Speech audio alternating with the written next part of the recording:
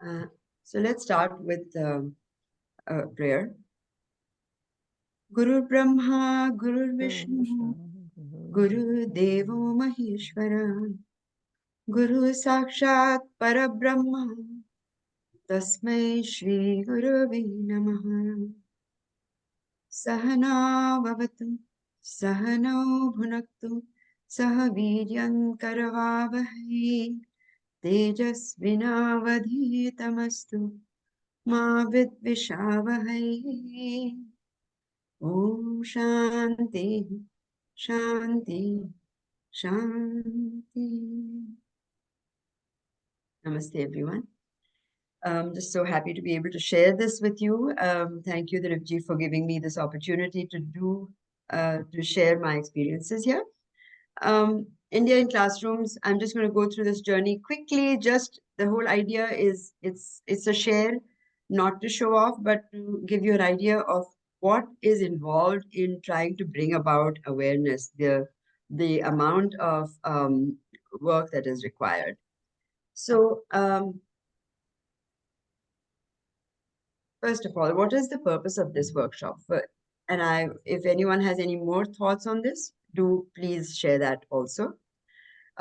Is to review what is existing. So whatever material has been taught in schools successfully needs to be reviewed to understand the required areas of work, to gain some insights from my previous experience of 20 years now, to define key aspects of Sanatana Dharma. And I think this is very, very important because I may have said things in this, in my slides, which may be outdated, which need to be, now we all need to be on the same page. To establish an ongoing dialogue for improvement so that we can keep having these workshops occasionally and keep improving our presentation. And to network as speakers naturally, because we can all then, suggest opportunities that we have somewhere, and we can always help one another out. So I'm going to quickly go through what are some of the things that I started out doing. My first project was when I found out that there was nothing in the libraries that that our children could refer to or relate to. That's when I felt that be the change that you wish to see. And as a graphic designer, I produced these 5 books, out of which I published 2 books. And so I don't know if you can, my things being it's covering, but can you see the whole screen? Yes. You can see the whole screen. Okay. So that was in 91. 93, then I wrote a play, again, to bring the children out of the closet. The whole idea was that children were, they were all learning different things, but they didn't have the confidence to come out. And that's when I wrote a play under the banner of Tricolor Stars. And this was, again, very, very, it was probably a historic moment because at that time there's nothing for our children to present their Indian culture, the Hindu culture. The play had a lot of Hindu influence in it. They said Shubham Karoti Kalyanam in the play and things like that. So that was something, gave them an opportunity. Repeated the same project in Bangalore with 50 children. And so there again, this was to celebrate India's 50 years of independence. And, again, these are the various, it's a multi-pronged effort. When we want to bring about awareness, it's in every possible area that we can think of. I would write for family and religion. There was in the San Jose Mercury News, write articles, tell them how we celebrate birthdays, show how we do Aarti and all of that. So this was all written about and try to bring the 2 cultures together, how we don't blow out the candle. These are things that I've explained here. The swastika under the stool that the child sits on. I would give lectures in the Saratoga Library on Diwali. Every Diwali, I would be invited to speak about this. And then in 2003, I realized that there were textbook issues. And so therefore, I decided to talk about it and come out in the open. And in the library, every library I would go to and bring this awareness to different communities, different cities, to explain what is going on in the schools and why we need to have this. Unfortunately, our community was not ready at that time to actually speak about the Indian civilization. Or we were very, very reticent at the time. So this was when I had to literally, after fighting the school, threatening to take them to court for discrimination, because that is when the Islamic Network group was coming into schools, and that's when finally I was given the permission to go ahead and start teaching in the school. Once they saw my slides, they were okay with it. But interestingly enough, it was the Indian community, and this is where I would tell you that what are the pitfalls, what are the things that you need to watch out for. It is the Indian community that used to be my hurdle. They are the ones who would get together and go to the school because they were not aware of the fact that Hinduism is discussed in the classroom, and that it is not discussed accurately. So it was something that I had to explain to them. I would have children coming for different programs. I would bring them home for a whole week, and we would learn about Indian cooking, spices. I would take them on field trips, and we would do through Mehendi. I would show them different symbols. And this girl actually happens to be a Jewish girl. And when she understood what the swastika means, she said that my grandmother was upset, but then I explained what it really means to her. The girls would dress up in Indian clothes, so they got into our shoes and they would learn how to dance. And so it was a whole week of cultural immersion for them. I would explain what the physics of Hinduism is. So we do yoga. Again, there I would explain the true meaning of yoga. This is a program I started at home called the Globosaurus program, where the Hindu children would come home to understand what exactly Hinduism is all about. And there I would explain the meaning of Sanatana Dharma. Here they are learning the meaning of yoga, which is to be able to stay steady even though there's so much distraction around you. So they would play games to understand the concept. I'm teaching the children to do arti on Father's Day. The girls are sort of learning to what is it that we do when we bless somebody and how is it that we seek blessings. So these are some things that I would sort of try to inculcate some of the cultural traditions in them.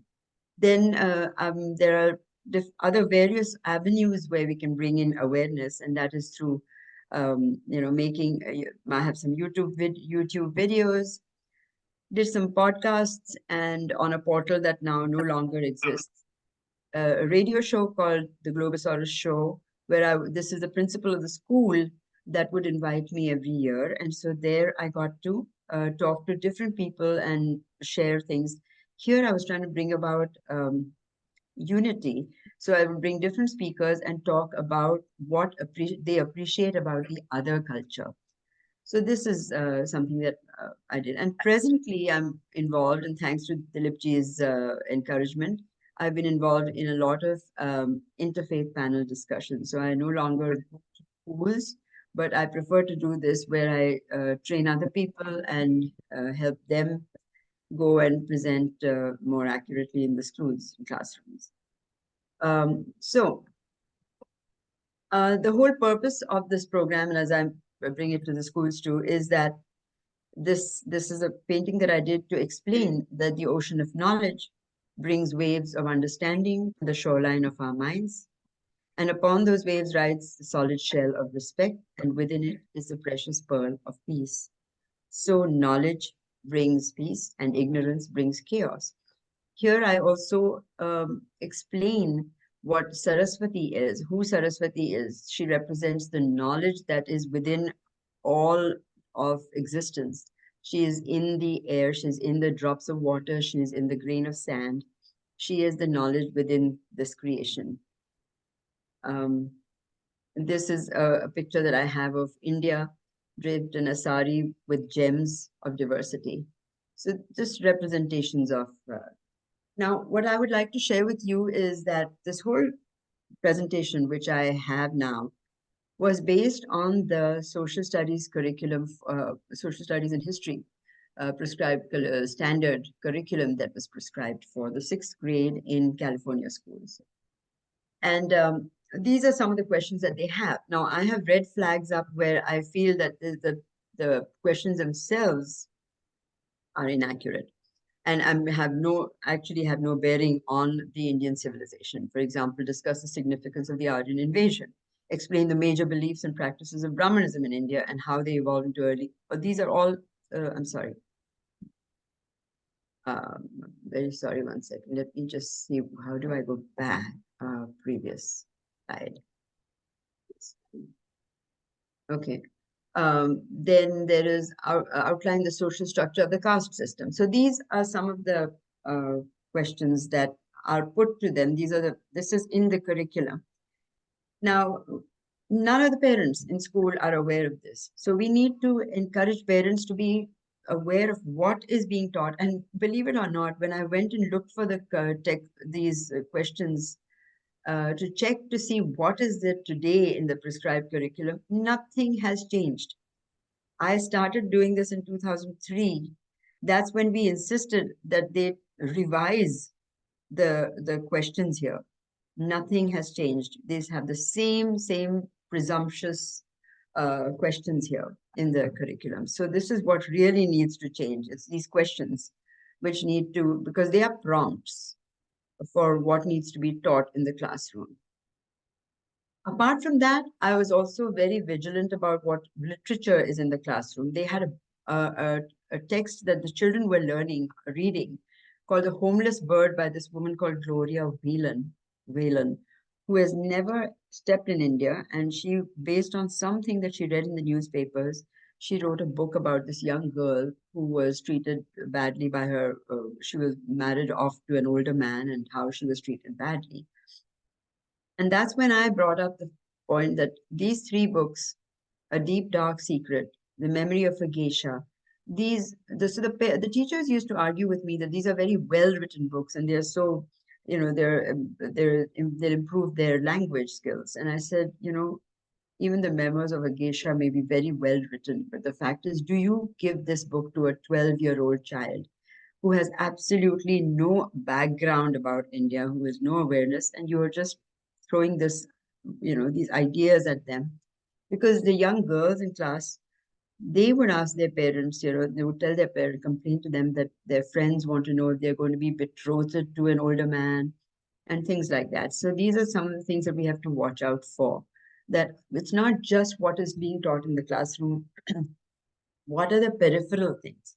We also have to make sure that when we study the unit on ancient Indian civilization, we have to see what is being taught in the other units, whether it is Roman civilization, Greek civilization, because just by a suggestion, they can imply that they had all of the sciences, whereas the Indian civilization was this poverty-ridden civilization that needed help, to be civilized.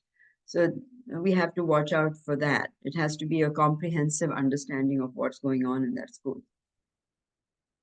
So now I would go to, just how would we, as a speaker, what are some of the things that we need to do? And this is based on some of the, videos that I've been watching of people who have shared on our group as well as with me outside of the group. And I find that it's really great that now people are very, very eager to share, but there are some things, some protocol that we must follow so that it comes across as a very professional presentation. We cannot take it lightly. So even when I would go into the classroom, I'd make sure that I wore a sari because the children, the audience needs to accept and know that this is not just a costume. It's not just something you wear when you go to the temple or only when you meet your Indian friends. It is a dress which is a world sort of one of the dresses that we wear in the world, and so it has to be accepted as such. So, and we have to give it that dignity. So I always wear a sari to my classroom presentations. You introduce yourself briefly, that is necessary, so that you have credibility. You sort of tell them what institute you represent, you're a part of a bigger group. You thank the teacher and the students for inviting you. You do a quick overview, and that's very important, where you tell them what is it that you're going to be covering, very quick, in a few points. Then you also make sure that this is something I found from experience, that you make sure that the students are advised not to take notes, because the teacher can take notes and discuss it with them later. The children start taking notes, they're, they start asking you, and what did you say then? And what is this comes? And they spend so much time, and you have only 45 minutes at the most to go in there, make your quick presentation, get up. The students, and then no sheets of info to be distributed because the kids can trash them. Then keep your presentation as a storyline for continuity. Avoid speaking about negative things like Hindophobia. They're not even aware of it. Why present a new idea that they're not aware of? We need to only talk about what is it that we want them to know. So even using words like dharma, karma, these are words which they don't know, and we can't assume that they understand. We have to explain the concept if we use it. Whatever responses that the children have to your questions, when you have any interaction with them, write it on the board.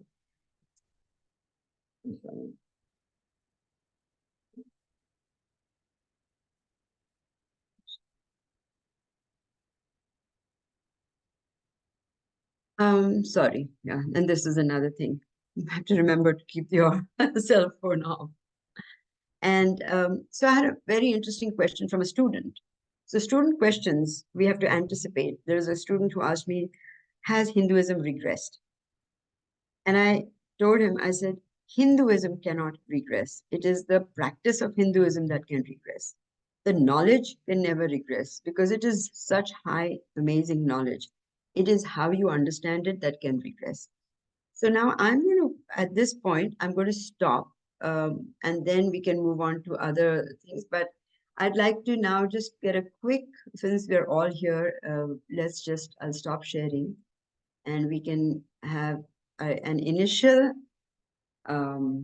introduction of just everyone. It'd be nice to see everyone's faces too, because there are many I have not met. So it would just be nice to be able to talk. But any thoughts on just this first little introduction? Yep, it was good, Monaji. Keep it up. Dilip Amin, Hindu Speakers Bureau, Interfaith Shadi. Thank you. Neena ji? Yeah, namaste. Well, I was taken by surprise by the volume of your body of the work that you've already done, Monaji. So wonderful to see that you started all of this way back, and you're still continuing. I am Neena Narumanchi. I live in Chicago. I'm primarily associated with HSS and HUA. Yes, Monaji, it was fabulous. I enjoyed so far whatever you presented. I also love that you looked at the other textbooks that were being used in English literature and how that was connected to ourselves, our story. That was very useful. And the other things you're telling us about how we don't mention this, don't mention that, those things are all things we need to share with each other. The context might be different though sometimes, but overall, it's good to be mindful about these things. So thank you. Want to listen to more of this. Thank you. So Sahana ji, what do you need to introduce yourself? Okay, I'm Sahana Singh. I live in Ithaca, New York. I am an author. That's it. I have written 2 books She's on very India's modest. educational heritage. She's very modest, and you'll all find out as you go along. She's done a lot. I mean, obviously, I think we'll all be doing individual presentations also as we go along, because this is a great platform. Thank you, Dilip ji, again. Kishore ji? Yeah, Kishore Trivedi. I'm a professor in electrical and computer engineering at Duke for last 49 years and associated with Hindu Society of North Carolina. I've been called on to give talks at various schools and churches and so on. Well, thank you. Thank you so much. The sari, India as a sari was wonderful. Thank you. Gaurav ji? Namaste. I'm so glad you're here. We can't hear you. You're mute. You're muted. Must unmute. Monaji, thank you for doing this, and congrats again for the amazing work you've done over the last several decades in toward this cause. I enjoyed your presentation. I appreciate the fact that it takes a lot of effort to make things interesting and engaging to young people, and sometimes our the things that we're most passionate about may not be things that they're aware of. And so now we need to talk to them about things that they care for rather than whatever it is that that we have on our mind today. So thanks for bringing that up here as well. I'm Gaurav Rastogi. I'm part of the Hindu Spiritual Care Institute and also the Hindu Speakers Bureau, and often get called to speak at schools and colleges, and find everything that you said very relevant. So thank you for doing this. Thank you, Gaurav. I must take this opportunity to tell you how much I appreciate the way you put things across, and yeah, I really am an admirer. Thank you so much. Richa ji? Namaste. Namaste, Thank you, Richa. Monaji. Yeah, I think, I have seen this presentation in the past, and I think this is phenomenal. Because, I always call it like more of a sunshine program, as well as, so you come into the world of these children to educate them rather than just talking about things like Hindu phobia or, the negativity that surrounds us. So I think that definitely makes a better impression on the children. So we really need to adopt this as a sort of a go-to program for our community. And of course, those questions that you brought out, are just, it's so sad to see. Those are like the questions that we always talk about. When did you stop beating your wife? Very leading questions on caste, Aryan invasion. And I think there was another third question that you showed. So yeah, we really need to come with some positivity, and that's what your program does, which I don't think anyone is doing at this time. So thank you for that.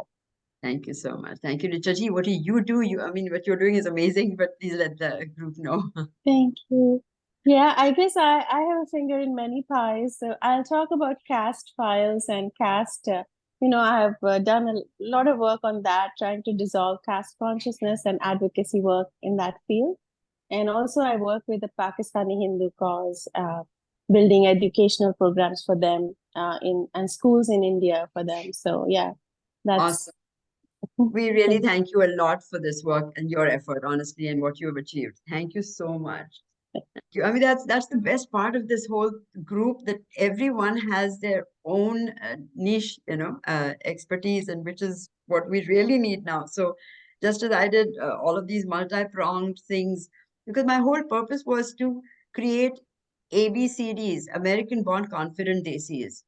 And it, from and that is what I was not able, I thought the only way we can do it is through mainstream awareness. And now we've got this whole army of people working in different areas, which I could never do. I can't do what Gaurav ji is doing, Richa ji is doing. It's impossible. So thank you. I missed Pankaj ji. I'm sorry, Pankaj ji, I missed you. So can we? I joined 5 minutes later, but luckily I initially thought it's a 10 o'clock time, and it's luckily PST 10 o'clock. So it worked out perfect. My morning session was over and I saw that. But absolutely, I already told you that the 3 videos I saw fully, and I frankly am planning to share it to a variety of resources. While we are talking about Americans, let us not misunderstand. Our youngsters are as ill-informed. I wouldn't misunderstand that. Oh my goodness. I see the people who have done 10 years of Bal Vihar and 10 years of Sanskar Academy, which is a local, another Bal Vihar like program. They come to my office in the 12th grade and in the college. And when I ask them about basics of India and Hinduism and Mughals in India and so on and so forth, you would be surprised the answers I get it. So it's a big need for our youngsters and frankly, their parents. You learned over 20 years and I learned over 20 years, and I realized, so that's why I have 2 separate groups, one for the students, just like Mudita Tiwari has in LA, and one for their parents, 2 separate groups by themselves. I've kept it local because I bring out locally relevant situation, but I think it needs to go to national at some stage. So we need to be sharing a lot more of this with our community itself too, in addition to Western community.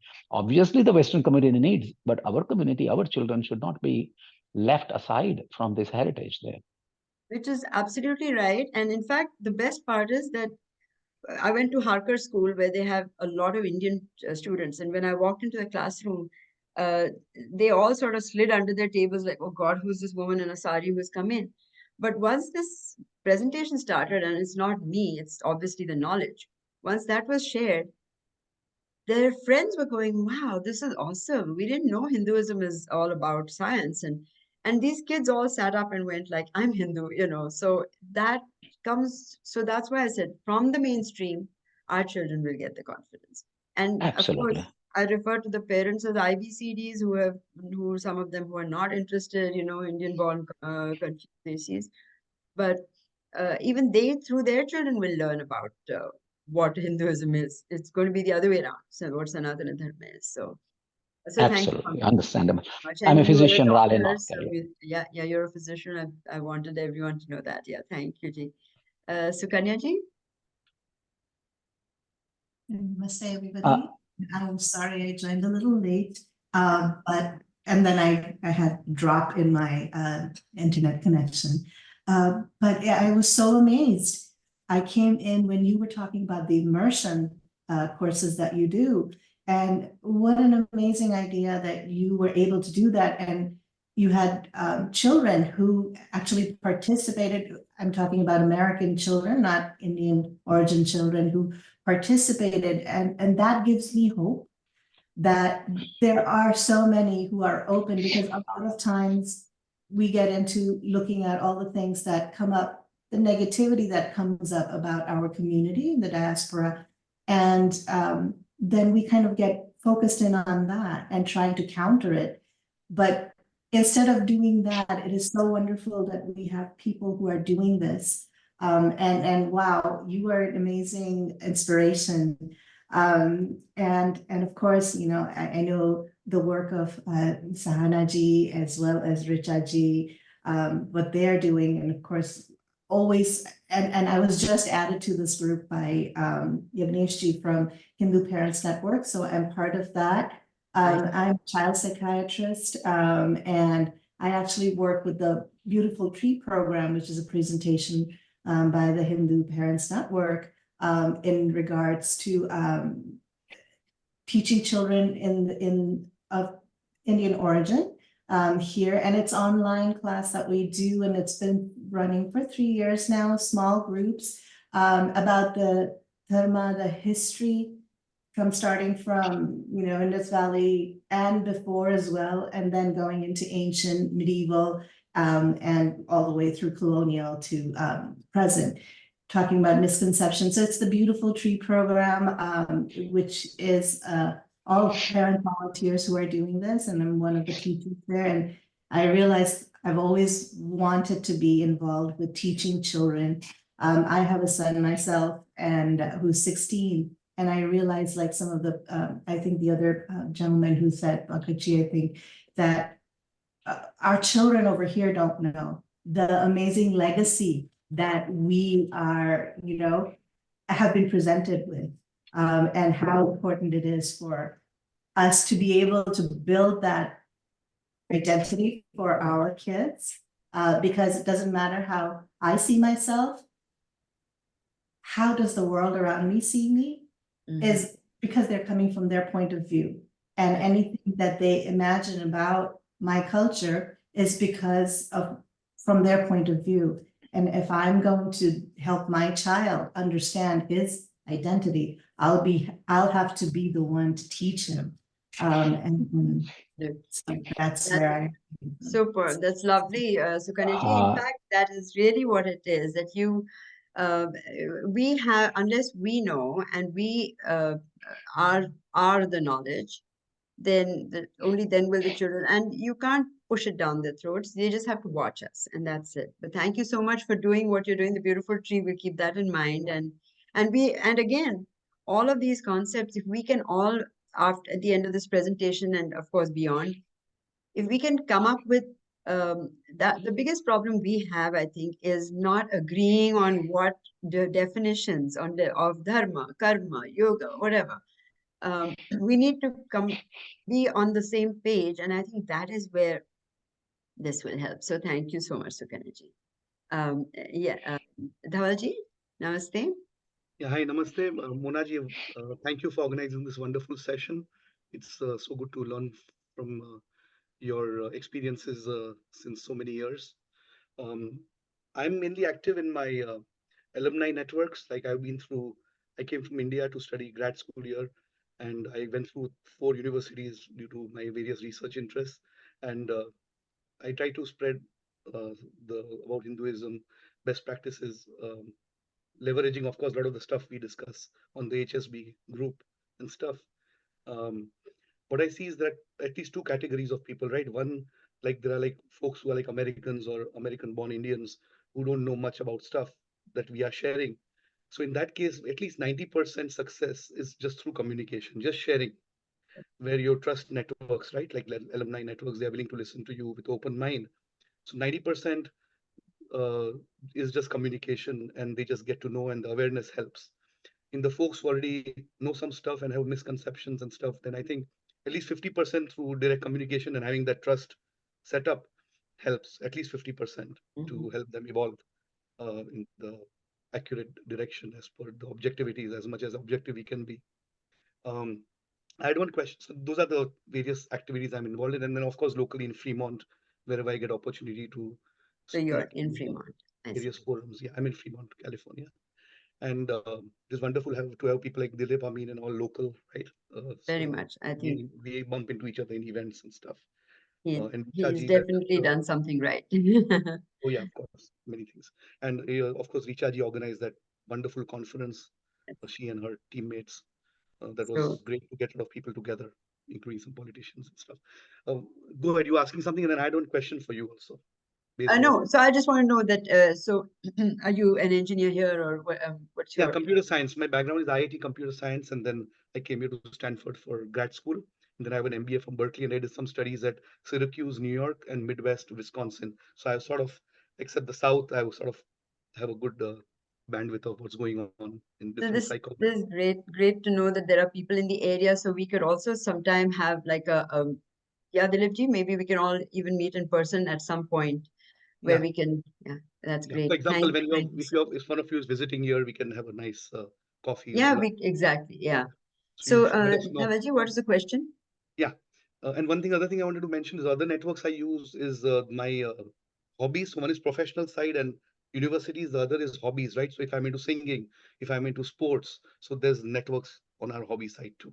Yes. The question I had for you is, you said about American-born confident desis, right? I'm not a, I'm single. I'm not a parent yet. So one question for you. So I think it is quite challenging for the kids, right? Because we try to share, I mean, you folks try to share the Indian values and Indian culture and all. Of course, when they go to school where its majority is not Indians, then they are learning the American cycle, the classic issue, right? So I know we want to call it confident desis, but how do you crack it? Like, you're also experienced and you're also wise on those subjects. How did you manage to? It almost seems like a paradox, right? Because they'll always be like, do I think this way, that way? So how do you? Well, I'm sure many of us here have the same experience, and we are very fortunate that now my children have both 35 and 38, and they're both, they carry both their cultures, dual cultures, very, very easily. Because I think the main thing is that if you tell them, and I'll tell you, this is a song that I quickly just sing it for you, which was part of the play, the theme song of the play that I wrote, which was Indosaurus in Step. I showed you those pictures earlier. And in that, the theme song was the music. I cheated. I copied from Jo Jeeta Vahi Sikandar. But the song is, we are the little Indosauruses. Do you know the things we can do? We have the magic to light the world. We have the power to fly like a bird. And then, put on your ghungroos or your ballet shoes. Bring out your tablas or your pianos. Sing out your sargams or your music skills. Hit out a home run or a century. Pick up Pinocchio or Panchatantra. So basically, I was saying the theme is, take the best from all that you see. So come on and join in Indosauruses. So that is the whole theme, was take the best from all that you see. So you don't have to just be Indian. You can be Indian and American. Take the best. Be open to all cultures. And so that was the thing. So when you keep on, giving these thoughts of being, Namaste, Geeta ji. I think Namaste. your mic is on. So thank you. Okay, let me mute it. So, so this is where, And once the children feel validated in public, then they start to feel that, hey, we are also, they become more confident. And that is the whole point here, that when you are confident, then you don't feel anger. Then you don't react with anger. If somebody doesn't know something, you explain to them. You don't feel like, why does she not? Onus is upon us to create that awareness. So I'll just quickly go through everyone here so that we can move on. Thank you, Dhavalji. Thank you. Namaste, Rajeshji. I've not talked. Namaste. Namaste, Monaji. Namaste, everyone. Rajesh Verma. I am based in the Dallas area. I'm a Swayamsevak with Hindu Swayamsevak Sangh, and so interact with some local school districts here. And we have formed some groups basically called Hindu American Parents of Blank, and you fill in the blank name, and we go as the Hindu American community. Also, as part of my responsibility, I do work with our teenagers to make sure that we're producing proud, confident Hindu Americans who are not shy about using the Hindu label and hide behind Indian or South Asian or any of those things. So Great. By the way, I've been to Rajesh's home. He's a very active man. Thank you for joining. Thank you so much. Good to have you, Rajesh. Thank you for coming. Dhanyawad ji. Sukanya ji, namaste. Oh, we already, I'm sorry, so sorry. I'm so sorry. It just sort of came in like that, and I was looking at the name and just saying that. Is there another one here?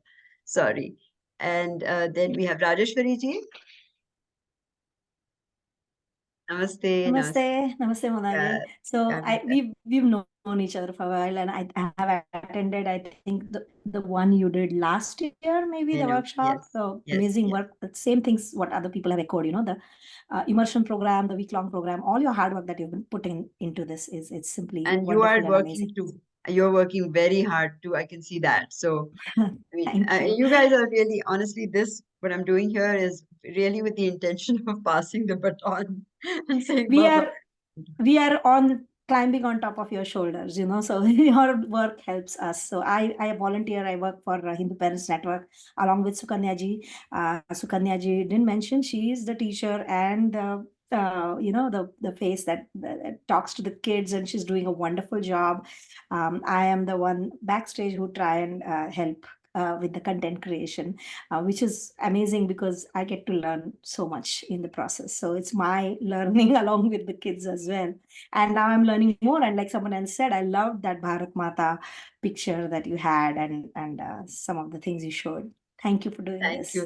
Thank you, and thank you for being so vigilant, because we all make mistakes sometimes, and I think Rajeshwari ji is like on the ball, like sometimes I'll say, oh, this is great, and she'll go, what do you mean this is great? This means this, whatever. So yeah, we have to be careful about what we appreciate and what we don't.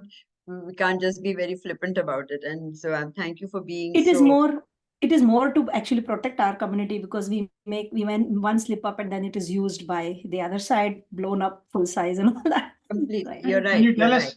Can you tell us what organization and where? You're Rajeshwari ji, where are you based? Oh, I'm based in Boston. And I'm sorry, I'm going to have to drop early, like I mentioned, because I have a local parents meeting to talk about the textbook distortions in our Massachusetts state curriculum. You have a valid reason. I just feel like I want you there for question answers and all that, but you can just, you'll be seeing the recording. But thank you so much for coming. Thank you so much. Thank you. Geeta ji, namaste. No, we can't hear you. Geeta ji, your mic is gone off. Unmute yourself, Geeta. Yes. Yeah. Okay. So hello, everyone. My name is Geeta Sikkan. So nice to see all the familiar names and now the faces. So I am in Irvine, California, and I'm associate clinical professor at UC Irvine. And I do a lot of work with Americans for Hindus, which is a bipartisan super PAC as director of communications. And most importantly, I want to share that Adityanji, as you all know him, he's a stalwart of pro-Hindu issues. So he has started a new group, and it's called Intellectuals for Hindu Human Rights. It's like a rebut to that nasty organization that we all know, Hindus for Human Rights, right? So we're looking for, all of you are intellectuals in this group, all of you are authors, speakers. So we would love to have you join that group, because we need to have a strong rebuttal to all of what they're doing. So if you give me permission from the group that we all are in, then I can send you an invite or have you just join, because we are already in groups together. So I may not need to do a formal invite. I can add you like I just added Dilip Aminji today. Thank you, Dilipji, for joining. So thank you for the opportunity to speak. No, thank you so much. And so here's the interesting thing, that we have people who are, this is going to be like a coalition of so many various groups, and we can all, there's so much synergy here. So thank you so much, Geetaji, for doing what you're doing, and all the best for your efforts. And Somilji, namaste. Namaste. Thank you, Monaji and Dilipji, for organizing this. I live in New Jersey. I'm mainly active in HSS and our local Bal Vihar, or we call it Vidya Kendra here.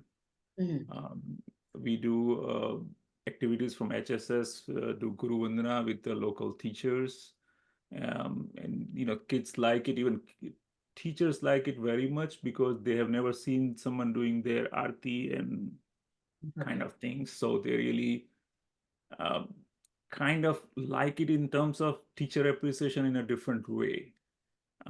We also do Raksha Bandhan with the mayor and council member, that kind of gets us involved, our community, and showing them our culture.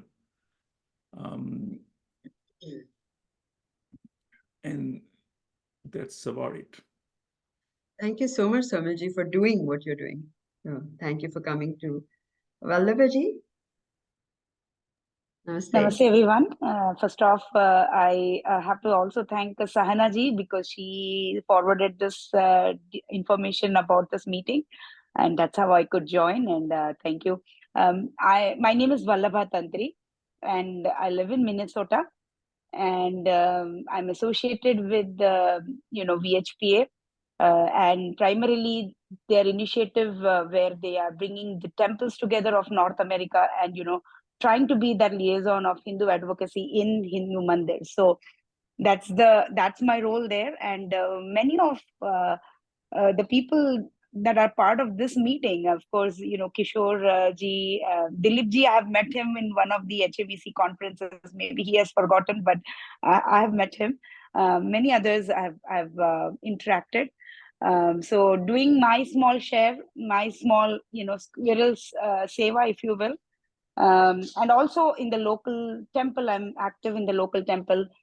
And it's interesting because next week I've been invited to present on Holi for the governor's, one of the governor's offices. So the deed, that is the employment and the diversity wing of the governor's office. So this is a very timely, presentation, and I see that Speakers Bureau also chat group being there. So just doing a little bit of that kind of work, going to the state capital, making sure our voices are heard, and to take the leaf from your presentation, saying all the right things and our strengths, not talking about the Hindu phobia yet, but perhaps some time down the line, we may have to start talking about that. But at this point, highlighting the good things about our dharma. Thank you so much, Vallabhaji, for what you're doing. And I'm glad you mentioned this about the Holi also, because I think if we can take the opportunity everywhere to make sure that it comes out, that we project that Hindu festivals are all about giving us an opportunity throughout the year to reflect and to cleanse ourselves. So, you know, Holi is not just the fun that we have, but it's also about it's always about letting go of the ego, because letting go of the ego is not easy. It's work in progress. So whatever festival we have is all about good over evil, and that good is what's within us and over the evil within us. So we're constantly reminded through the year in a fun way to learn to let go, because all these things also help you to break down barriers when you've had any relationship issues and things. Holi, Diwali, all these various festivals help us to break down those barriers and just let go and move on. Let go, let it go. That's all it is. And that doesn't come out because they say, oh, lovely, you have such a fun Holi celebration. Or Diwali celebration, all about lights and things. But yeah, there's something much deeper. And these are the tools that we need to be able to find the balance in our lives. Monaji, can I jump in here for a minute? Sure.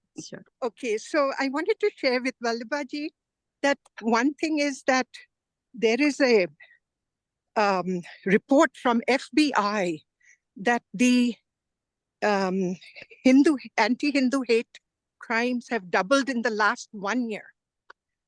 And so if you talk about Hindu phobia, you must mention this, because most Hindus don't believe there is Hindu phobia. They think that we are extremists. So Geeta ji, I think what we can do is right now, we can talk about that. But I think let's get the introductions over. And then, I got you. Thank you though. Thank I mean, keep the whole point noted, Geeta ji though. Point noted. And thank you, Mona ji, about that cleansing and that letting go aspect of our Diwali, our festivals. I've noted those too. Thank you. Parents tend to go to schools and say, oh, we do a lot of activities that are cultural activities and they have fun. But what is the takeaway? Our whole purpose, we're doing all of this is so that they get in their heads that when you think of Hinduism, you think about, wow, great tools to live. You know, that's what they have. They have the tools to be happy. That's what they should think, that is the connection that should come out. So telling them about our scriptures, etc., is not even going to make a dent. But if we tell them about things that, you know, this is what the whole purpose of our festival is, then it really makes a difference, because then they feel like, wow, that's a great way for us to live. You know? So just a little thing. Yeah, but thanks for listening. And who do we have here? Divya ji, namaste. Thank you for coming. Thank you so much. Namaste, everyone. I know most of you might know me as well. I live in Detroit and I'm a Swayam Sevika at Shakha, HSS local Shakha to begin with. Then I'm associated with, so the speaking opportunity was actually given to me first by Dilip ji on HSB through HSB platform. And ever since then, I haven't stopped. I have done multiple presentations in school and interfaith programs. So a lot of them actually. And I'm here to learn from you, Monaji, like what I'm missing, what could be the missing link that I can improve upon. And I really want to say that that song was standing out so far for me, because I think that, you know, that is going to fill our youth with a lot of confidence and give that validation that they're seeking for. So if it is not copyrighted, I'm going to use it in all my interfaith and classroom teaching. And definitely there's going to be a lot of takeaways from this meeting today. A lot of amazing people are sitting on this platform right now. And I hope that we can, you know, it has a snowball effect and we keep doing what we're doing in great ways. Thank you. Divya, thank you so much for coming and taking the time. I know how much work you're doing and how, you know, passionate you are. So thank you for all that you do. Thank you, Manaji. Thanks for the encouragement. I'm really happy. I'll send you my recordings of the songs. Thank you. Thank you. So I also have another quick song, which is just before, so that I don't forget. These days I started forgetting so much that Namaste, Namaste, Namaste to you. It means that I bow to the same God in you. For God is the word that we use to describe that invisible power who runs through our life. That power we know is the life energy The life energy who takes every shape, every form that we see. Energy, oh energy, you are the super God. And then energy. So it goes on to say energy generates, energy operates, and energy degenerates. God. And So, Monaji, when do you write these songs yourself? I Oh my write, gosh. You should start writing like a song book or something. And I promise that's gonna be like, monumental in our journey. No, this has been, I wrote these books like 20 years ago for my children. I mean, Uh-huh. songs, because they were all part of my classes. But I could not get anyone to publish these because I want books where I can have the words and the songs. So I'm looking for someone who can help me publish these books with the songs. You can just record them, Sahanaji's publisher will might help you. Shanaji, Yeah. come on board.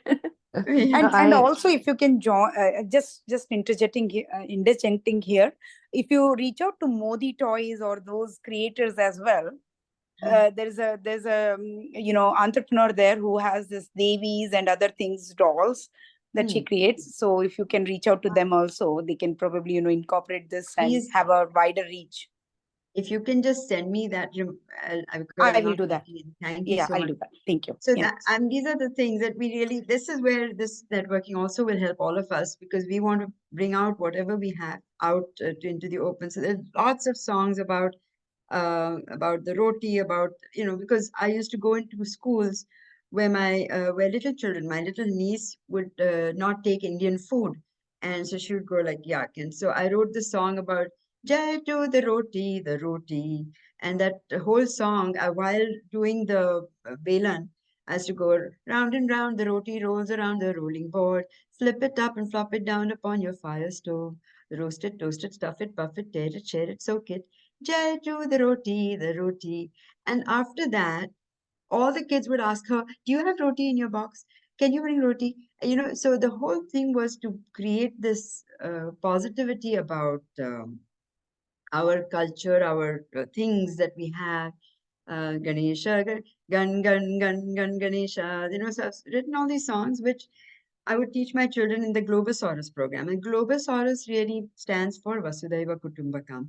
But instead of saying Vasudhaiva Kutumbakam, they understand Globosaurus.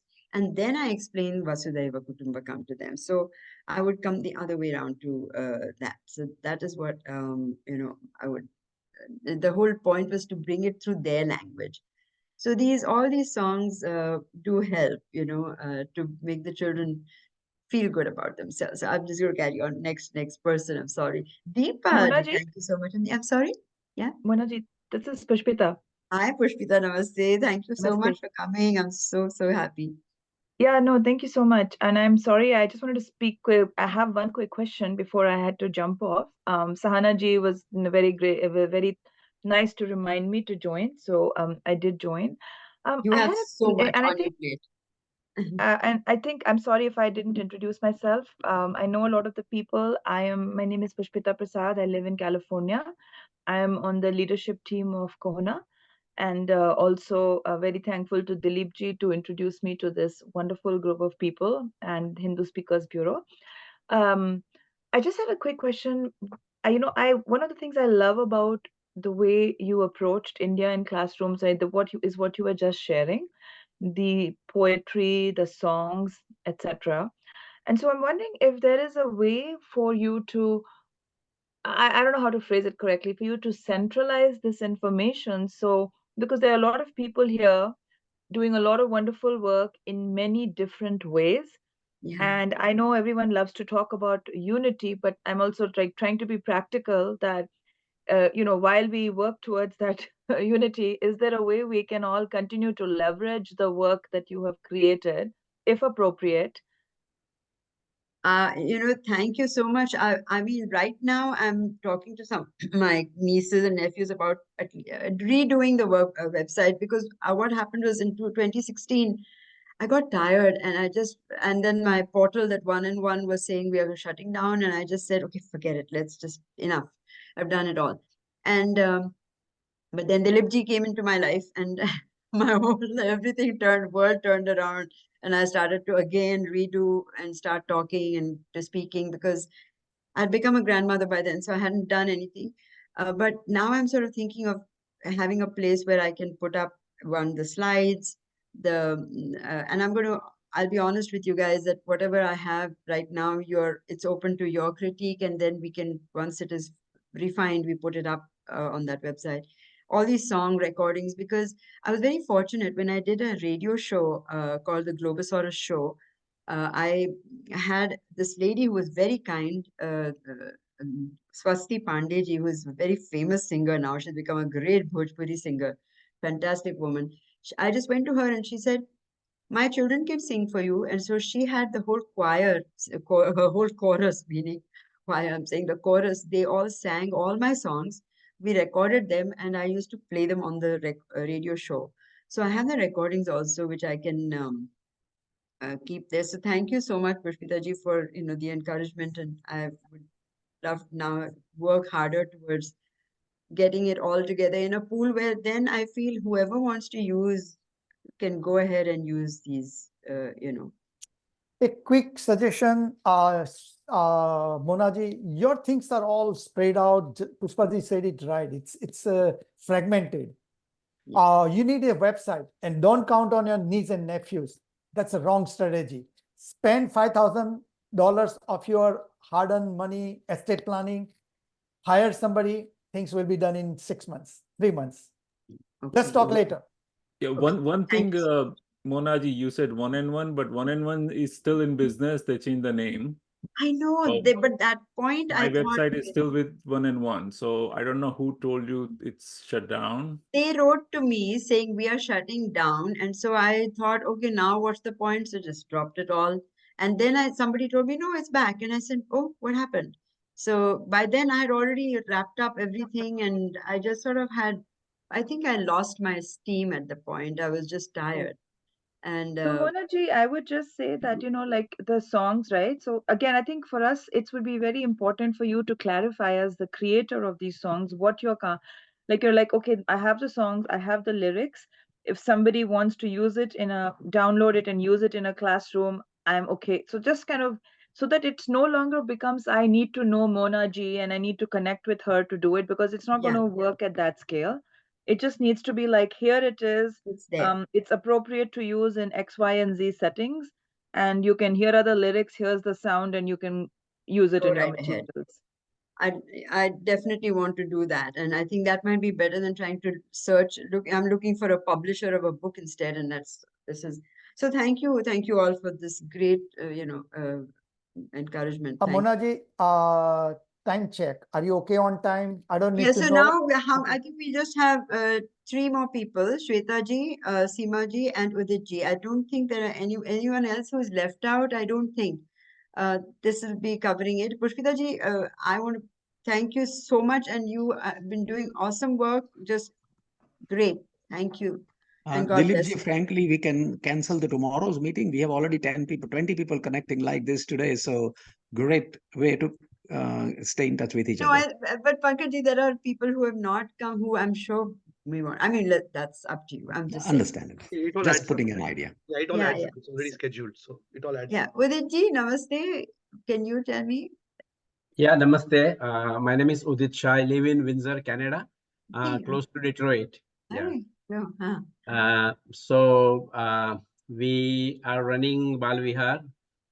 Prior to COVID, we ran for over 10 years Bal Gokulam, but now we are running Bal Vihar. We just started in March, and we have about 50 children and few teachers. So like Dr. Pankaj Parikh said, that we have to teach adults too, because I consider that before we say ABCD, we have to say FICH, first immigrant confused Hindus. Because I call it IBCD, Indian born confused disease. Yes. Or we can say first immigrant confused Hindus, whatever. Yeah. The point is, because of the Congress policies and change in constitution, all 4-5 generations lost what is rightfully ours. Yes. Learning about our dharma, our sanskriti, our civilization. So why ABCD exists? Because of FICH, or because of confused first immigrant people, because we don't know. So we have to attack simultaneously. I mean, parents, actually, I would say first, and then children. So that's, and I am active in our community, regarding health and our dharma, civilization, everything. I also translated Rajiv Malhotra's Breaking India book into Gujarati, and I work with him as a volunteer for different things. I'm also learning Sanskrit, so yeah. I see. Yeah. Thank you so much, Uditji. In fact, just to mention that years ago, when in 2003, Rajiv Malhotra ji had reached out to find out, who's this lady who's doing this work. So he had been kind enough to send me. I mean, I know that I was very upset about the fact that he had not mentioned India in classrooms in the book that he wrote. But he was the one who recommended me to go to this IAHR and present my paper on educating children about Hinduism in the schools to send in Delhi. So that is something that was a good thing. But I don't know, he had his reasons for not mentioning the fact that this India in classrooms was a very active entity at the time, but he had not talked about it. But anyways, I just wanted to let you know. But thank you so much for coming. I mean, I was going to say that, but I didn't want to take too much of time. But you did massive work, 20 years back, 25 years back, and you have documented everything, so it can inspire people. But thank you so much. When there was hardly anybody, you were taking it up on yourself to go out, step out of the boxes and doing all the things. That was awesome. Yeah. This is all prarabdha. Thank you. Thank you. Hey, Deepa ji, thank you for coming. I'm so happy that you're here. Can you quickly? So now we just have, three of you. I'll just take, we are almost at time, so I'll just take 2 minutes. Can you hear me? Yes, we can. Firstly, thank you so much for inviting me, Monaji, and to Sahanaji, who actually introduced me to the group. So, dhanyavad. My name is Deepa Karthik. I serve on the South Brunswick School Board. I'm a board member here. So before I start speaking, I have to provide the disclaimer that anything that I say here are my own personal views, and it's got no bearing on the position that I hold as an elected official. So Monaji, I'm actually, I volunteer with a lot of causes, all related to Hinduism. I work with the Rutgers program. The Rutgers University in New Jersey, which is very infamous for a certain one certain person who keeps tweeting about anti-Hindu stuff. So I work with the chaplaincy office. I'm also, I also volunteer with Hindu Pact. I'm an, a working board member there with Hindu Pact Initiative. So I know a lot of people here on this call actually, which is a very, I'm amongst friends, I must say that. I also have, helped, my main goal is to make sure that, that we have, advocacy efforts, not only within education institutes and our Bal Vihars and our schools, etc., but also to make sure that we have political awareness of this issue. Many of the folks on this particular call are doing such amazing work. They have moved the needle on a lot of issues. And I have volunteered with Kona. I'm volunteering with Hindu Pact, and so this, I've got a few things going here. And I also have reviewed your videos that you sent to me. I have a couple of observations that I sent across. I hope you find that useful. That's only a look at it from a layman's perspective, and also from a perspective of what's happening in schools currently. The feedback that I'm getting from other school districts that we speak to, I live with on a personal level. I also have 2 daughters in the schooling system, so my knowledge is very fresh in terms of what's happening currently in schools. I have my daughter's going to be a senior in high school soon, and I also have a middle schooler. So I'm coming at it with a lens of what's currently happening in and various parents can obviously offer their perspective and enrich this dialogue. But I think it's very, very crucial, and I must tip my hat to you, Monaji, for being on this path for such a long time. Okay, all of what you've said has resonated with me. I understand how difficult this can be. Sometimes we look for total agreement on some issues, and and being in in public life, I feel like the lesson I have learned is don't look for 100% agreement on all of the principles that you believe that everyone should agree on. Look for a reasonable degree of agreement from which you can move on. So I'm really looking forward to be involved in this initiative, and I really thank you for giving me a chance to look at your work. Thank you so much for coming. I wasn't expecting you. I know you had something else going on. And I had a marathon, my first one. So I finished early. So I'm happy to be here. Super. Monaji, I have been pressurizing so many people to attend your call. You know that? I have to thank you so much. Thank you so much. This is fantastic. This is a dream come true, honestly. Because I kept feeling like I can't die without passing on this knowledge, whatever little experience I have. So it just was just fantastic. Thank you both. If Sana said I have to come, then I have to come. So I made time. I made, because I know what will happen after this. I was not here, so I'm so glad. But Sahana really has, she's been the link. She has, and I'm so happy to see. I'm so happy to see.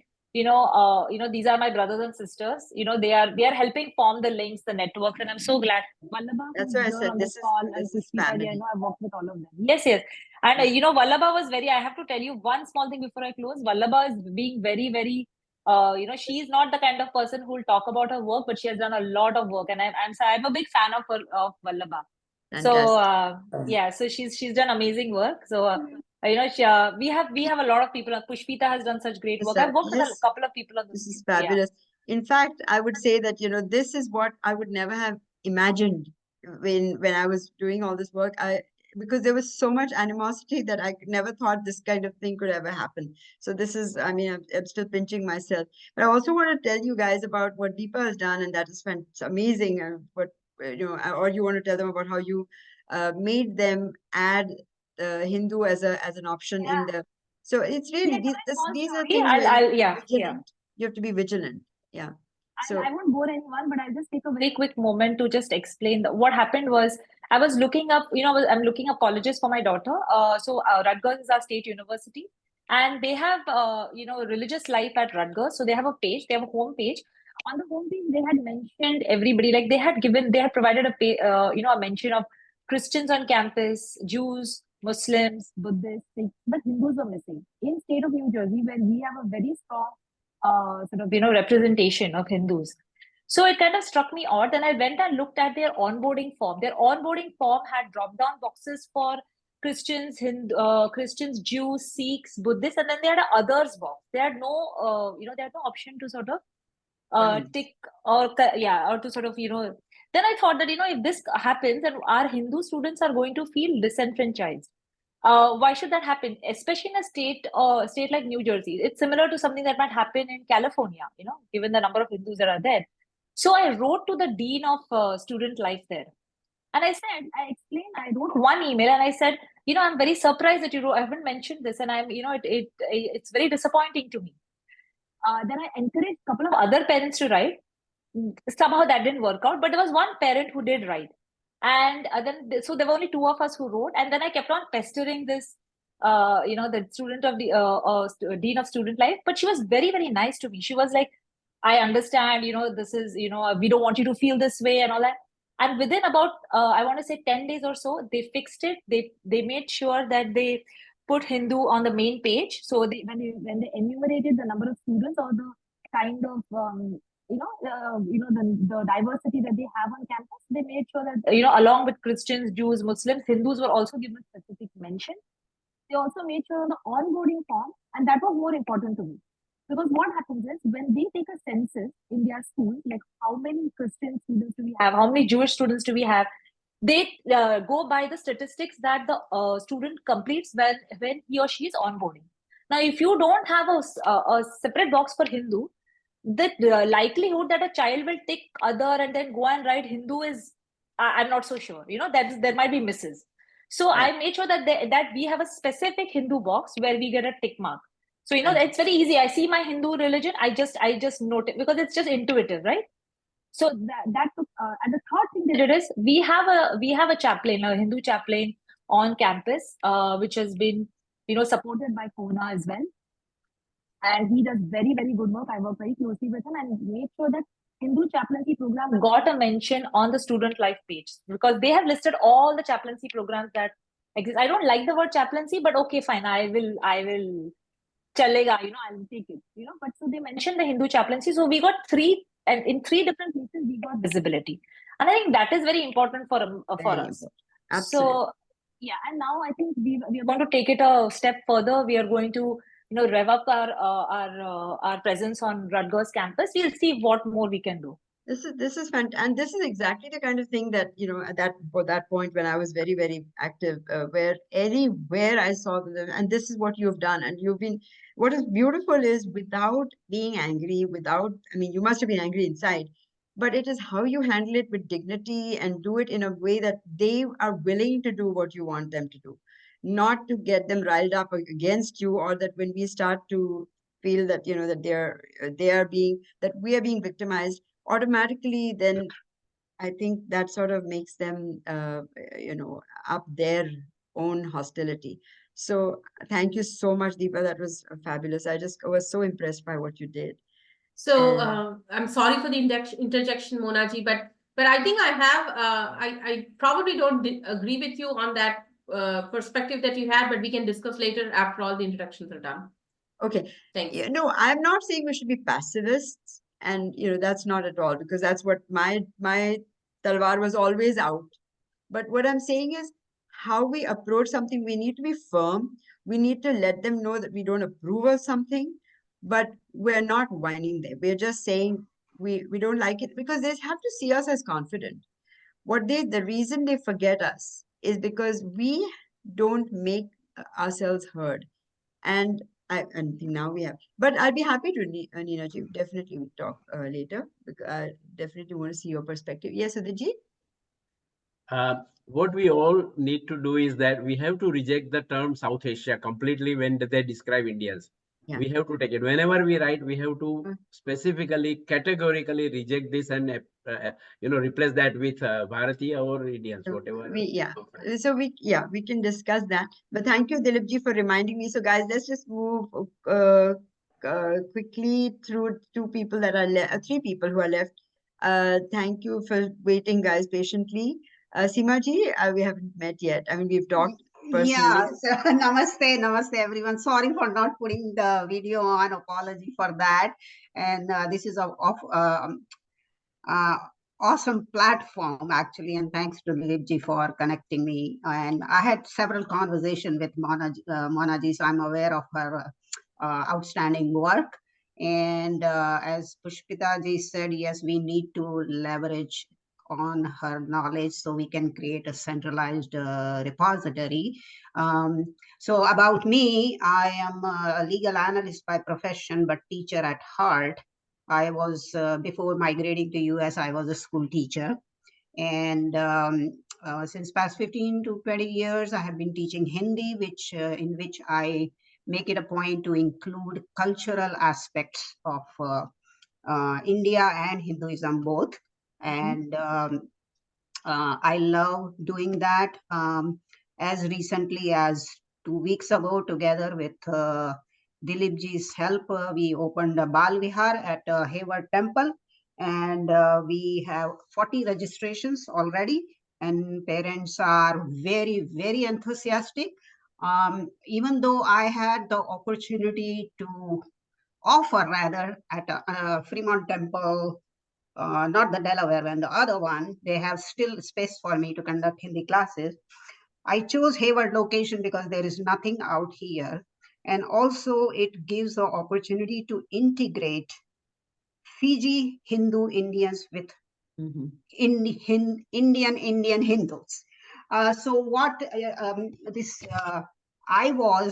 have lived in this country for like 30 plus years, 35 years. And I honestly had no idea who Fiji Indians are. Okay. And only after coming to California, I got some visibility into that. And then looking more into it, that we have same ancestry. Yes. And we operate almost as though we are two completely separate ethnic groups. That happens because they have not lived. Yeah, so that brings back to the point of unity among Hindus, So I do feel that this platform and location will help to bring unity among Indians, Hindus of India and Hindus of Fiji. Okay, and then I also want to add to the point which Uditji and one more person about lack of knowledge among parents, and I have to admit, I was one of them. And of course, reasons are that we were deprived to learn about Hinduism in a formal way for almost, what, 2 generations, right? Yep. So 10 years ago, my daughter came to home.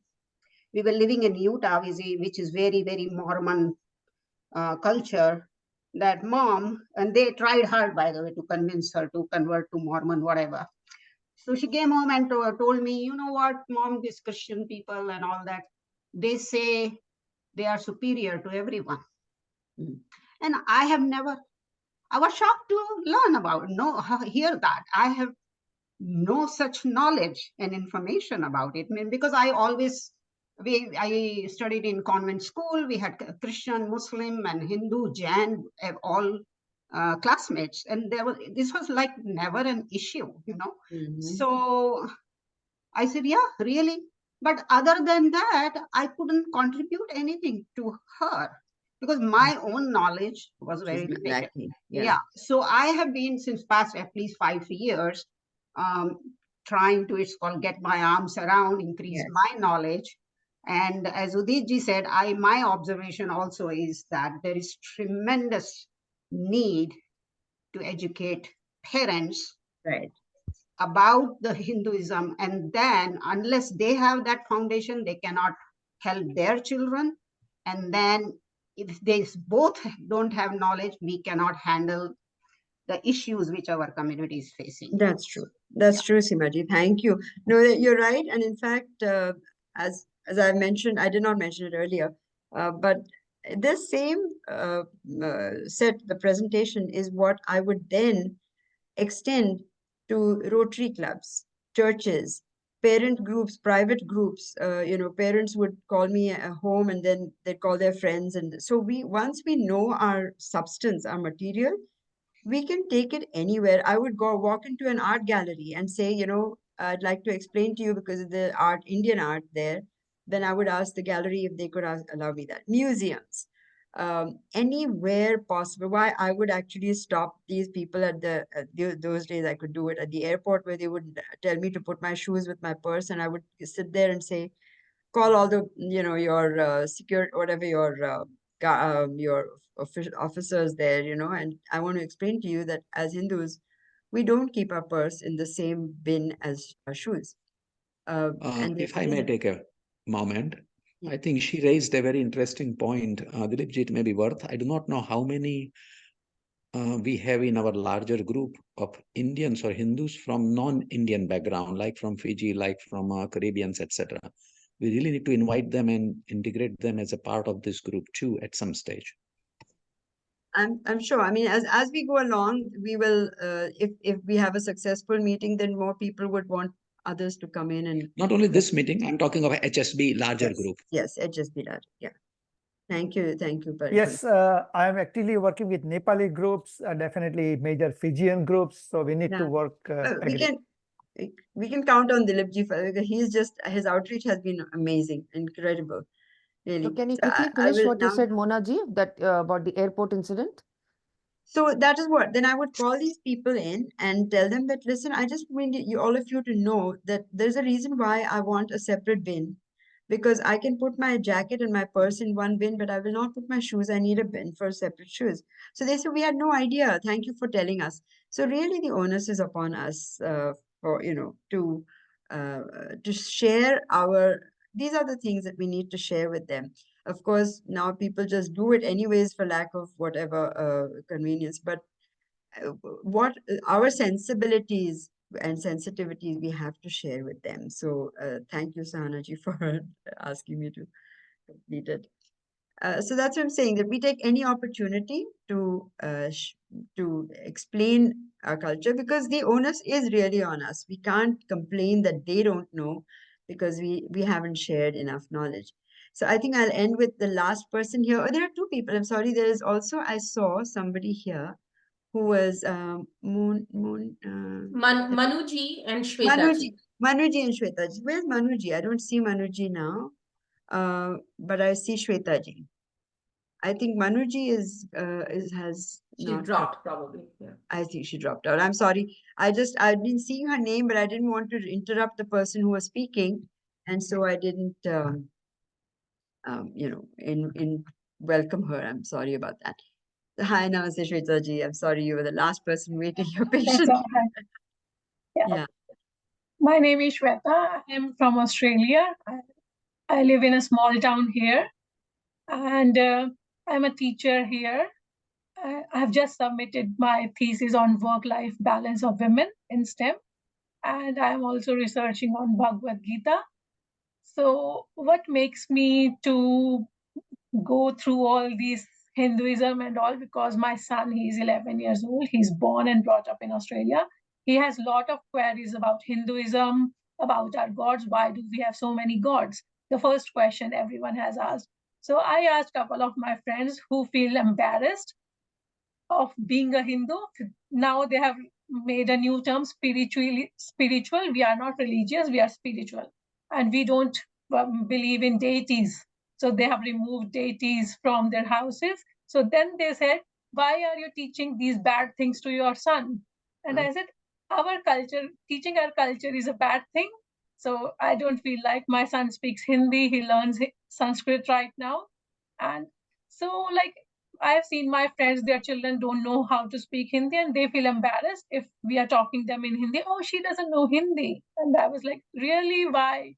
So all these things makes me to do something like that. I have written a small children book as well, how Earth is created, like Brahma, Vishnu and Mahesh, picture book for small children. And then when I just come to know about our group and your program, then I thought I'll learn more and develop some textbook or something like that, so that our children who are born and brought up here in Australia, we don't have such programs here. So I'll start something here that will be a good. And thank you for inviting me.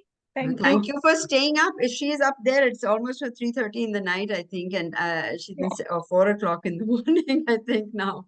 But that is just amazing commitment. Thank you very much for being so patient. So you sat through this whole introduction, but I think this was very critical, right, Dilipji, for us to know, who we are as a group. So now, what I would think is, it's 11:30, so we have a half an hour before we break for lunch. I think what I'll do now is to go straight on to sharing my screen for to talk about how to, what do we do with the program. So I just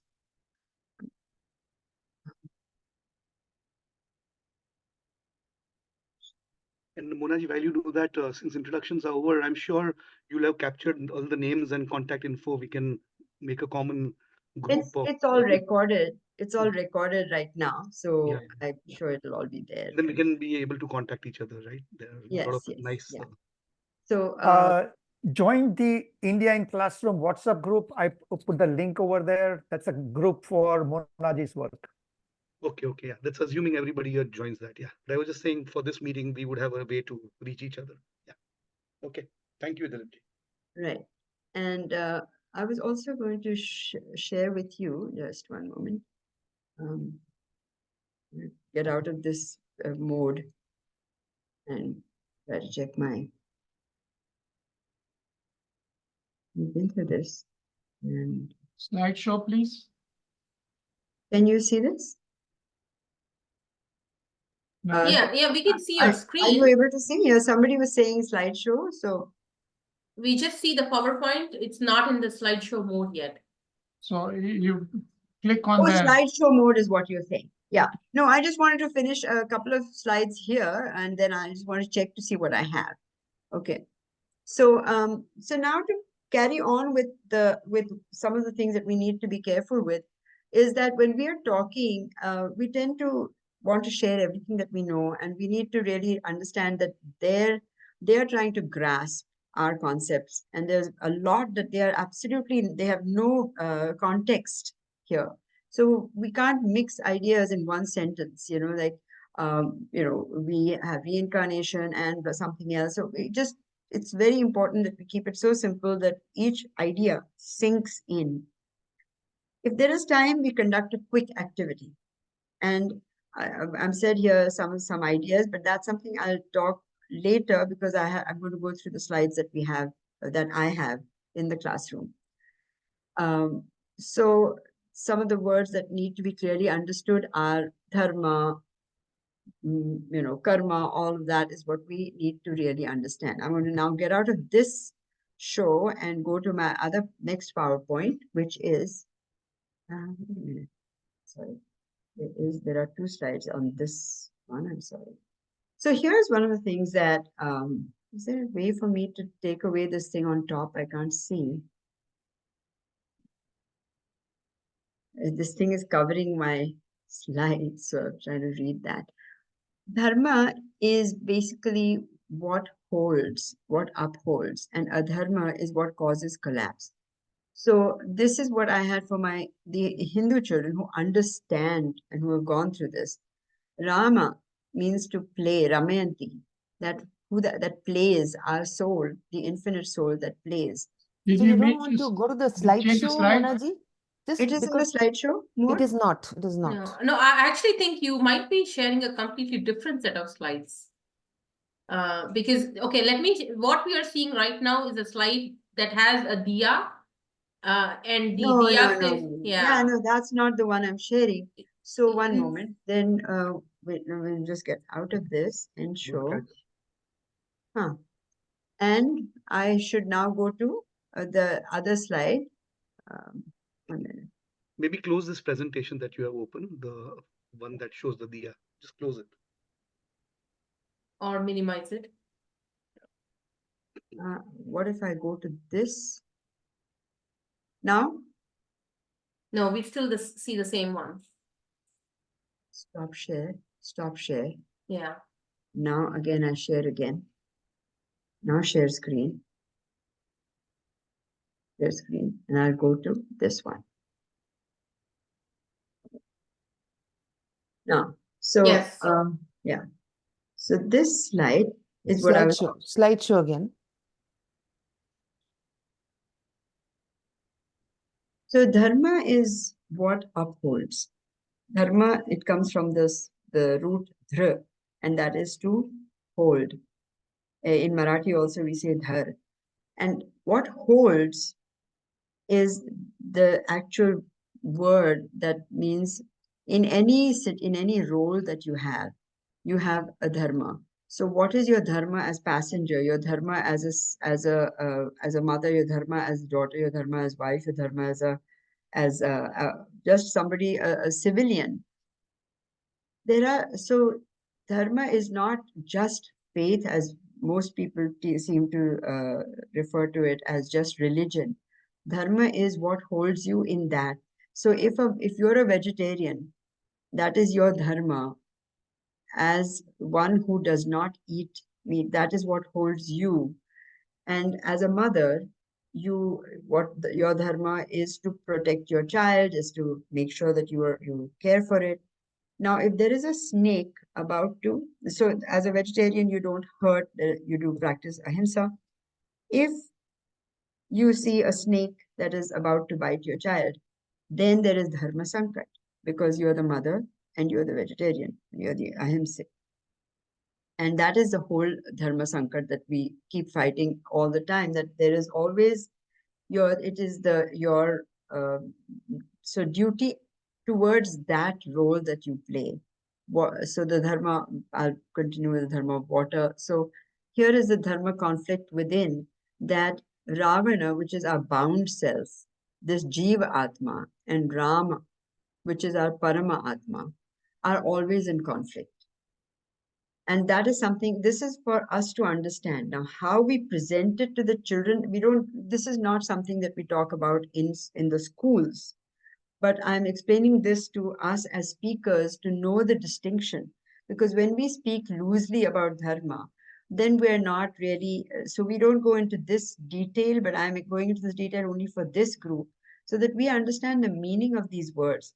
Dharma has been used so loosely But dharma really is a very, very important concept, because once we understand the meaning of dharma, then we can process our thoughts in whichever situation we're in. What is my dharma at this point, as I am, say, in the grocery store, as somebody who is as a customer? There is a dharma.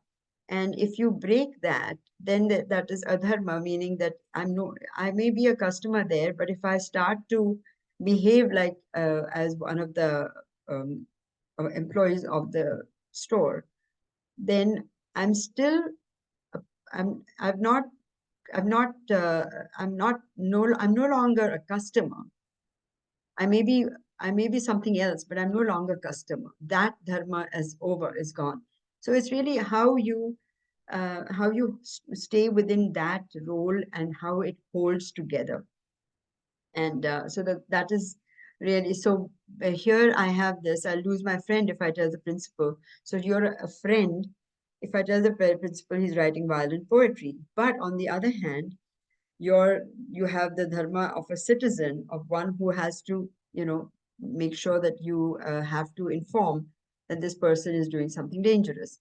So again, there your dharma as a friend and as a citizen are in conflict.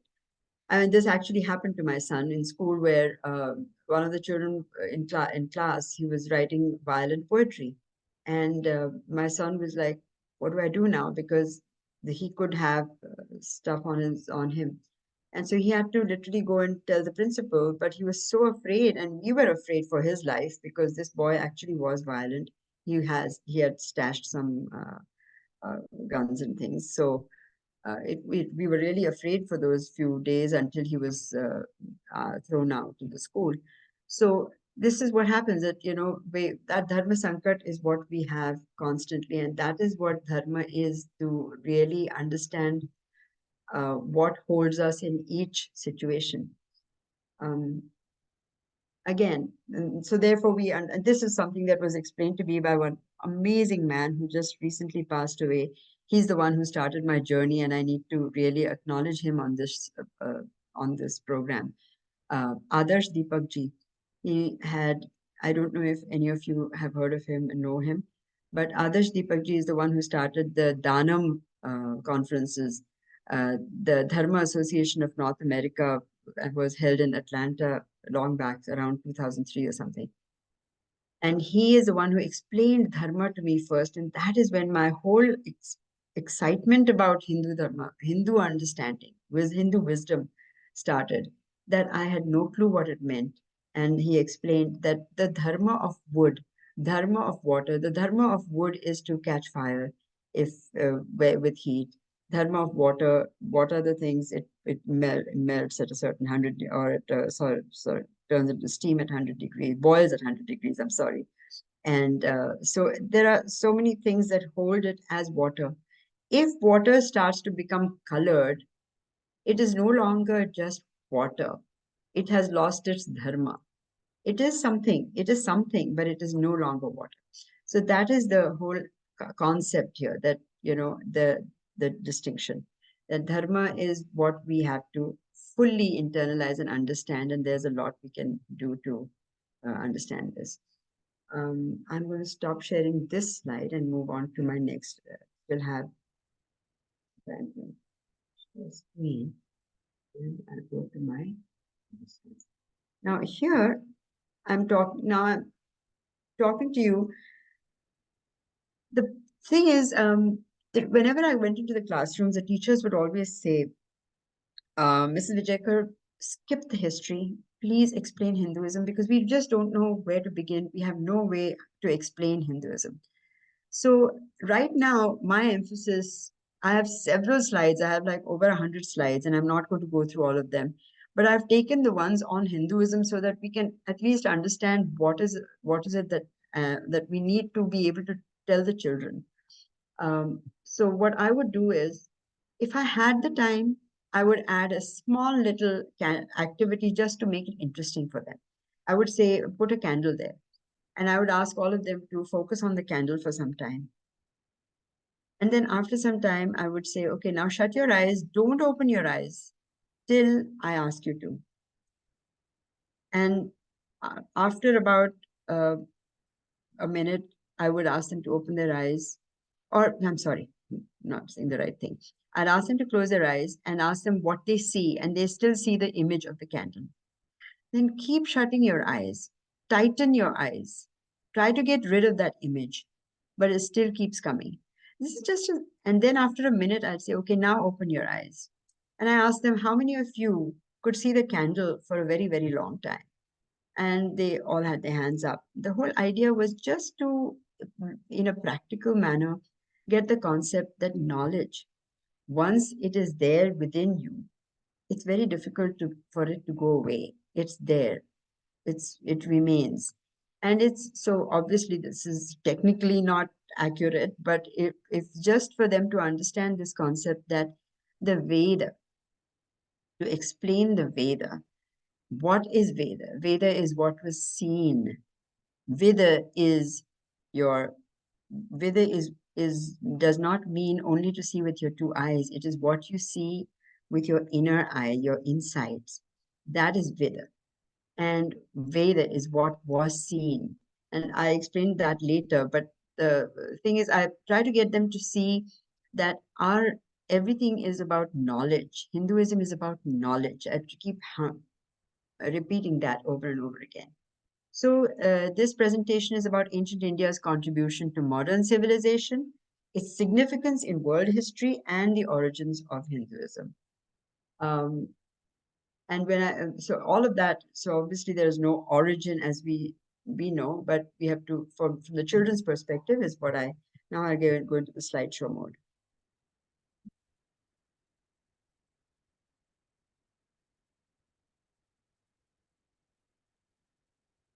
Dilipji, since I can't see my my timer, if you can remind me when it's 12 o'clock, please, or maybe 2 minutes to 12. I can do that. Thank you so much, Nina. Thank you. Oops, what happened here? I'm sorry.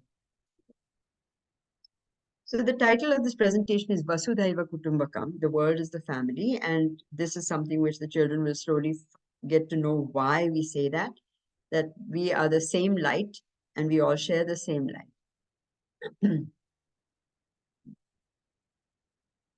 Now, so that's why I've written, why is it? These are just prompts for us as a speaker to know. I'm trying to go forward. It's not going ahead as I click. Why is it not going ahead? Can you click on the arrow at the bottom? There we go. So I've already mentioned this. I tell the children why I'm doing this, why it's important for us to understand cultures so that we can have peace when we respect and understand culture. Then I make it a point to explain to them that this is extremely important. Every civilization, this is not to glorify the Indian civilization. You know, I had actually removed this whole transition from my slides, and yet it seems to be doing that. I'm so sorry. This is something, my technical challenge. But it's very important to explain to them that the Indian civilization is the only civilization that has been continuous. It is eternal, as Sahanaji mentioned, that we can refer to it as an eternal civilization. But the fact is that every civilization forms our combined world heritage. Every civilization has contributed to our modern civilization. The only difference is it has peaked at a different time. So, and that is, so we are talking about when the Indian civilization was at its peak, because that's what is part of their curriculum. Well, what are the achievements, the accomplishments? So I want them to know that I'm not just trying to glorify it, but it has a lot which is not known in their textbooks. And since it's such an ancient civilization, there is so much that we have to share, but it's important for us to focus on the misconceptions and the stereotypes that we have. And I take the three main misconceptions, which is Aryan theory, polytheism, and caste system. And through that, we get to cover quite a bit. So here is. So what was this culture known as originally? It was the Vedic culture, which was the ancient. Now, again, I'm sure there are people here who might I'm just going to pause this so that it doesn't keep moving. You can use your arrows, Monaji, to move forward. I'm trying to, but what is happening is, for some reason, I have taken it from my slides, which were on a transitioning mode. So I removed all the settings of transition and things, but somehow it's still doing that. It's moving forward without my even clicking on it. So that's the problem. You know, it's Yeah, there's usually an inbuilt timer, but that's okay. Whatever you're doing now, it's still working. So I know I'm sort of going back and forth, stopping previous and all that. But so what I tell them is, so I know that a lot of people might say, okay, you're only referring to the Vedic culture. Not all Hindus are into the, so I have tried to come down to the lowest common denominator and just talk about what is commonly known. Because these are 12-year-old children, or if adults, they are people who have not been fully aware of this culture. So we're introducing a culture. If they want to know more, they will always go into it and learn deeper. But right now, what I focus on is that this Vedic culture, what was it based on? It was understanding this universe. And so this knowledge was all accumulated wisdom through spiritual and scientific experiences of these sages and seers. These seers, we call them rishis. Rishis comes from the word drish. And so these are people who could see. And what were they seeing? With their inner eye, their insights. And over centuries, this knowledge was gathered. So what was the knowledge? What did it finally come down to? That all that is God. That is what they came to, that understanding. And we need to, it's just going forward so fast. So a lot of people say Hinduism is a way of life. It is not merely a way of life. It is living in accordance with the way of life. Because Christians can say ours is a way of life. Muslims can say ours is a way of life. But our way of life is based on the ways of life, that is the eternal laws of nature, the laws of life. So then one's life is in balance. It's peaceful and happy because we are in tune with the Sanatana Dharma, which is the law that keeps everything balanced eternally in the universe. So really, we are in tune with nature. Now, here is an overview of all the things that will be covered in the classroom, that all beings, what is it that these people, what is the knowledge that they had? What did they conclude from their all of their meditation and what was revealed to them through their meditation, was that all beings are made of the same substance. And this is the basis of Hindu wisdom, that there is, to every action, there is a reaction. Namaste, again, means that I bow. It does not mean that I bow to the divine in you. It means that I bow to my own reflection in you. There's a big distinction there. You're not just seeing the divine in the other person, you're seeing yourself in the other person. So that is what makes you and me one. God has no form, but takes form. Where are all these ideas coming from? The freedom to embrace diversity. So why do we have the freedom as Hindus to embrace diversity? Why are we inclusive? Why are we not exclusive? Everything that exists is God. We are connected to all life. These are all the ideas that came out of this knowledge. And so, therefore, this is what Veda is. The Vedas, or the scriptures that we have, all contain, I'm trying to move this away. How do I do this? I'm trying to get this, all the members, the faces are all coming in the way of the slides, and I'm trying to make it vertical on the side. Drag it, press on it and drag it to the side. Okay, got it. Yes, thank you. So the way, as they as those people, the early ancient people of the civilization, as they tried to understand, make sense of the universe, and they would meditate upon what was there around them, they began to understand the laws that govern the cosmos. And so therefore the Vedas are scriptures that contain all of this knowledge. All the knowledge that we have today all comes from their understanding of the universe. And what was this knowledge? This knowledge is that energy can never be created or destroyed. It only transforms itself. So this E equals mc squared that Einstein talked of was known much, much earlier to the Hindu sages. And that is why our knowledge, wisdom is all based on Sanatana Dharma. That is what we call it today. It's not Hinduism.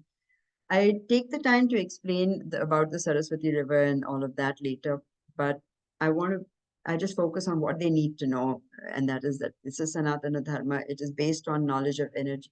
Energy, everything that exists is energy, and in its gross form, it is mass, it is substance, and in a subtle form, it is just pure energy, which is unseen, and that is constantly interchangeable. So now here's a slide that explains how energy transforms itself.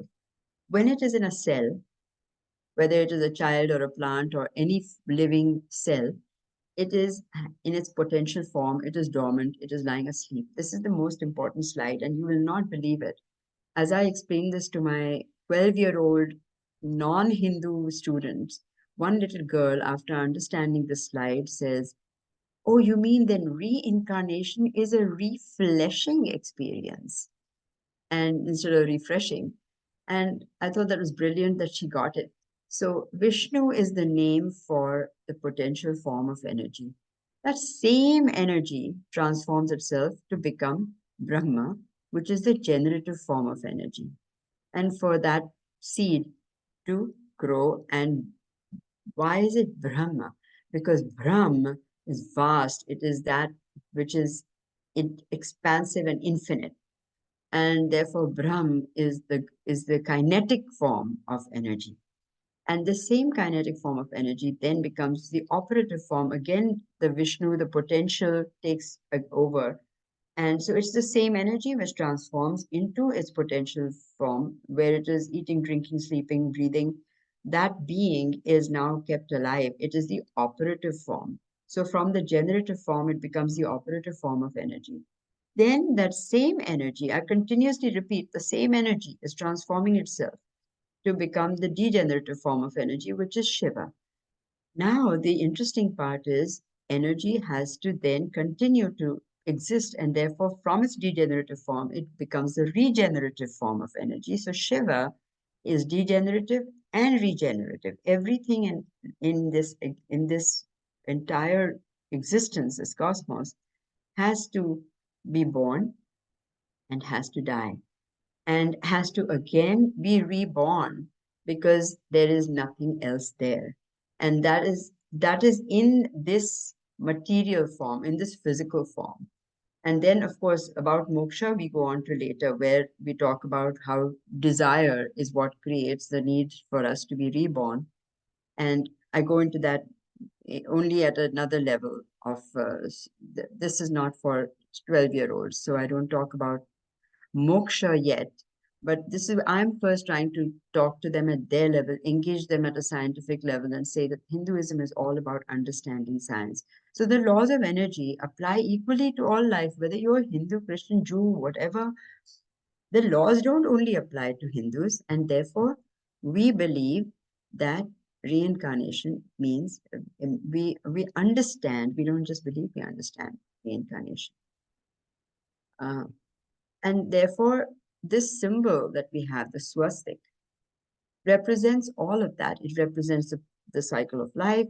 It represents the progress. And here we have, I mean, again, I'm sorry, but here I also explained to them how the swastik has become so auspicious in our culture, that we use it even, when there's a something new that's starting, but it really represents that all is well.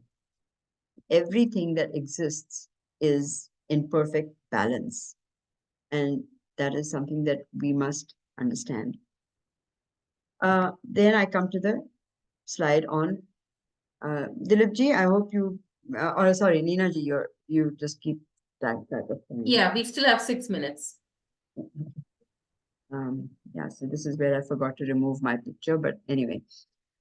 The wheel of eternity, and that is our Su Astika. Su means good, and Astika is, all is well. And here is Hitler's hooked cross, which is a symbol of destruction and hatred. So I make sure that they understand that that is not the same thing. Go on to the next. Sorry that is not working. So a Hindu person is one who lives in accordance with these laws that govern our existence. Therefore, the Hindu Trinity is one that is represented here as the three forms of energy: the generator, the operator, and the degenerator. Why do we have these three different forms? Now, that is where I explain to them in this next slide. I ask them, do you see this form? Is it a real person? Well, if it represents liberty, and so obviously this is interactive, if it represents liberty, is liberty something you can touch, feel, see? You can't. It's an abstract idea. It's a thought. Now, this thought has been put into a form. It has been personified, made into a person. And so therefore, would you then, since it's not a real person, can you then abuse it? Can you trash it? Can you, do whatever? Can you destroy it? And they go, no. And so that's when I ask them, well, why not? And they tell you because it's special, it means something that is sacred. So that is where I lead on to saying that that's exactly how we have thoughts, ideas, which we personify. They need not be real people, but they are very, very sacred. And we have, for example, Vishnu is represented as a person who is dormant. It is a potential form of energy lying asleep on the coils of time. So here we have Seshnath.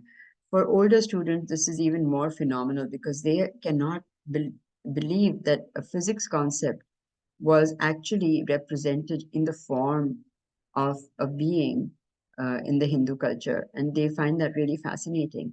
When I went to the UCLA Arts School, sorry, yes? Monaji, are you taking questions now or you're taking it to ekdam at the We'll end? do it after lunch. I wanted you during lunch to think about whatever, and then you can come back to it, so that because I'll just finish this off in a few minutes now. And so this is, and then we have, and I'm sorry, because of this thing, it's taking up more time. I don't know why it's just moving on. Let's see, I need to take out all the settings. Brahma is the generative, the creative, the kinetic form of energy that emerges out of Vishnu's navel. So how beautifully it has been shown that that same energy, Vishnu, transforms into the kinetic form of energy. And there we have the symbol Om, which represents sound and light. With the sound, which is the underlying sound of the universe. This sound is what represents to all Hindus that being, that God who is the source of all existence. So we have 2 minutes left before noon. Yeah, and I'll end with Shiva, and then we can talk later. So this is the Shiva is the degenerative and regenerative form of energy represented in this form, doing the dance of generation regeneration. And he is dancing upon a monster, which is what we have, which we see as the monster, which is the ego, which is a sense of being. Now, that is something which I can explain later, but this is, since this presentation is really more for as speakers to understand the substance and then present it to the children in a very simplified manner. And as much as you think that your audience can understand, but we need to know this thoroughly. So I'm going to stop here and make sure that I have, yeah, I think this is the right time to end it. And why don't we do one thing now? I'd like you to keep your questions ready so we can have a little question answers thing a little bit before we do the rest of the slides. Do you think that works, guys? I'm going to stop sharing here. Yeah. What do you think? You think we can do that when we get back in half an hour? Yeah, I think so. Yeah. Yeah. So 12:30, we all get back. So Yes. Monaji, I put comment and question in the chat. In the chat. Okay. Yeah. Okay. I see lots of chats. I'm going to go through all this now. Yeah, but I think we should break for lunch, and then that way we can come back on time. Yeah, So, I think this is it's working out fine. So to 12:30, can we start sharp? 12:30 Pacific, everybody, yes. Yeah, 12:30 Pacific. I'm sorry. Yes, 12:30 Pacific. How about Yeah. the recording? Answering Seemaji's question. I'm going to stop the recording now. Pause it. He'll save it right now.